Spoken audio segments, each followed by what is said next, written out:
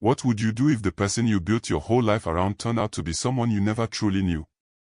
What if the love you believed in so deeply was part of a plan? And what happens when the truth you've been living inside was never real at all? On a quiet evening in Lagos, one woman's world was about to collapse, not from the outside, but from within her own home. Everything she had worked for, everything she had trusted, everything she had loved. This isn't just a story about crime. It's a story about deception, greed, and the devastating price of a hidden truth. Before everything fell apart, there was Grace. She believed her husband was her greatest blessing. She had no idea he was her greatest danger. Welcome to Stories by the King, where every truth demands to be heard.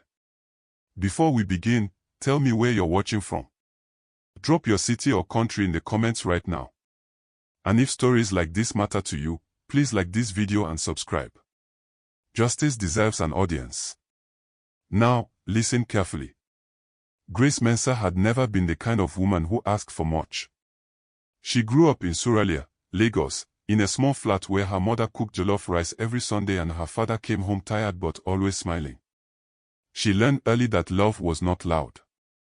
It was consistent. It was quiet mornings and shared meals and someone who stayed. So when she met Victor Osei at a mutual friend's wedding in 2019, she did not fall for him because he was charming, though he was. She fell for him because he seemed steady. He seemed safe. He looked at her like she was the answer to a question he had been carrying for years. Within 18 months, they were married. And Grace, for the first time in her adult life, felt like everything was finally in place. Victor worked in real estate. Or so he said. He had a clean office in Victoria Island, business cards with a gold logo, and a smooth confidence that made people trust him on first meeting. He drove a dark grey Toyota Land Cruiser and always smelled faintly of cologne. He spoke about property deals the way other men spoke about football, with passion, with detail, with certainty. Grace never had reason to question any of it. He paid the rent. He took her to dinner on her birthday. He called when he said he would call. In their first year of marriage, she thought she had finally understood what her mother meant when she said, "Marry a man who makes your life feel lighter." But there were small things. Things Grace noticed the way you notice a crack in a wall, you see it, you tell yourself it's nothing, and you keep walking. Victor sometimes left the bedroom to take phone calls after midnight. He kept a second phone, a small black one, that he always referred to as his work line, though she had never seen him use it in front of her. Twice, she came home early from her job as a school administrator and found him in the sitting room talking quietly, and the moment he saw her, the call ended. He would smile and say, "Business, you know how it is." And Grace would nod. Because she wanted to believe him. Because believing him was easier than the alternative. The day everything began to unravel was a Thursday in March. Grace had been asked to leave work early, the school's generator had failed and the children were sent home by noon. She drove back to their home in Lekki, parked outside, and noticed Victor's car in the compound even though he had told her that morning he had a site visit in Ibeju. She thought nothing of it at first. Plans change. But when she pushed open the front door, the sitting room was empty, the television off, the house completely silent. She called his name. No answer. She walked toward the study, a room Victor kept locked most evenings, and found the door slightly open. She pushed it. The room was empty. But on the desk, she saw something that made her stomach drop slowly, like a stone falling through deep water. Spread across the desk were documents. Dozens of them. Property papers, stamped and signed. Bank transaction receipts. Photographs of buildings she had never seen, in neighborhoods she did not recognize. And in the center of the desk, an open envelope addressed not to Victor Osei, but to a name she had never heard. Emmanuel Brocco. The same face in the attached ID card. The same face that slept beside her every night. She stood there, the papers in her hands, her breath shallow, her mind trying to construct an explanation that made sense. Before she could, she heard the front door open. Victor's footsteps in the corridor. And Grace quickly placed the documents back exactly as she found them, stepped out of the study, and closed the door behind her. She needed time. She needed to think. Because what she had just seen meant that the man she had married might not exist at all. Grace did not sleep that night.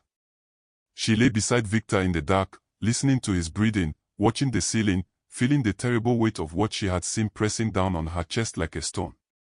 She replayed every moment of their relationship, every trip he had taken, every late call, every time he had been vague about money, about clients, about where he had been. She had always had answers for his absences, because she had always supplied the answers herself. She had trusted him so completely that she had done his lying for him, filling in the gaps with explanations that protected her own heart. Now, lying in the dark, she understood that love had made her blind. And she was terrified of what she would find when she finally opened her eyes. The next morning, she waited until Victor left for what he called a meeting in Oja. The moment his car disappeared from the compound, Grace went back into the study. The desk was cleared. The documents were gone. The envelope with the name Emmanuel Brocco vanished. She pulled open every drawer. Empty. She searched the shelves, behind the books, under the desk mat. Nothing. In less than 12 hours, he had erased everything she had seen. That single act told her more than the documents ever could. A man with nothing to hide does not clean a room in the middle of the night. A man with nothing to hide does not have a second name. She called her closest friend, Esther, a woman who worked as a paralegal in a law firm on Lagos Island. Grace did not tell her everything at first, only that she needed help finding information about a name. Esther was careful and quiet on the phone. By evening, she called back. Emmanuel Brocco, she said slowly, was a name attached to multiple property transactions in Lagos and Abuja. Several of those transactions were currently under investigation by the Economic and Financial Crimes Commission, the EFCC. Buyers had paid deposits on properties that did not exist. Over 40 families. Some had paid between 5 and 20 million naira each. The scheme had been running for nearly 3 years. And the man at the center of it had never been found. Grace gripped the phone so hard her knuckles went pale. 3 years. Their marriage was 2 years old. Victor had been running this crime before he even met her. The revelation shattered something deep inside her. Not just the discovery of the fraud, but the understanding of what she had been used for. Victor's respectable life in Lekki, his beautiful wife, his office in Victoria Island, his social presence, all of it had been scaffolding. A costume. Grace realized she was not his partner. She was his alibi. A good, honest woman at his side made him look real. Made him look trustworthy. Made it easier for victims to believe in him, because a man with a loving wife seems like a man with something to lose. She had been a prop in a crime she knew nothing about. The grief of that understanding was unlike anything she had ever felt. It was not just heartbreak. It was the collapse of her own identity. She made a decision that night that took everything she had. She called Esther again and asked for a contact at the EFCC. She had evidence, not the documents, which were gone, but she had his second phone number, the black phone he always kept close. She had dates, names of clients he had mentioned casually over dinner. She had photographs she had taken on her own phone that evening before he had cleared the desk. Small things. But enough. Enough to begin. As she typed out her statement in the early hours of the morning, hands trembling, tears drying on her face, she thought about the woman who had danced at her own wedding believing she was the luckiest person in the room. She was not angry at that woman. She understood her. But she could not protect her anymore. The only person she could protect now was herself. And the 40 families who had lost everything to the man she called her husband. The EFCC moved faster than Grace expected. Within 72 hours of her formal statement, 2 officers came to their home in Lekki while Victor was inside. Grace had been told to remain calm, to act normally, to let them do their work. She sat in the kitchen, her hands wrapped around a cold cup of tea, listening to the sound of the front door, then voices, then the particular silence that follows when a person realizes there is no way out. She heard Victor's voice rise once, sharp, controlled, the voice of a man accustomed to convincing people of things. Then it dropped. And then there was nothing but footsteps and the sound of a gate opening. When the officers brought him through the sitting room, Grace stood up. She did not know she was going to stand until she was already on her feet. Victor looked at her, and for one moment, the mask slipped completely. She saw it, not guilt exactly, but calculation. Even now, even caught, he was measuring her. Deciding what to say. Deciding if there was still a version of events he could construct that would work in his favor. And Grace looked back at him steadily, and said nothing. Because there was nothing left to say. She had already said everything. She had said it in her statement, in the photographs, in the records she had quietly gathered and handed to people whose job it was to listen. The investigation revealed the full scale of what Victor Emmanuel Brocco had done. 43 families across Lagos and Abuja had been defrauded.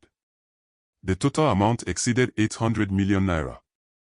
Many of the victims were middle-class families who had saved for years, teachers, civil servants, market traders, people who had handed over their life savings for a home that would never be built. Victor had constructed fake company documents, fake government approvals, fake title deeds. He had done this before in Accra under a different name and had disappeared before anyone could catch him. He had come to Lagos for the same reason. He had married Grace for the same reason. Because a real address, a real wife, a real life, those were the tools of a man who needed to be believed. During his trial, Victor attempted to minimize Grace's role, suggesting she had known, that she had benefited. The EFCC cleared her completely. Evidence showed she had been deliberately kept ignorant. Esther's firm took her case pro bono and ensured her financial separation from his assets was fully processed. Grace lost the house in Lekki. She lost the car. She lost 2 years of her life. But what she did not lose was her name, her credibility, her conscience.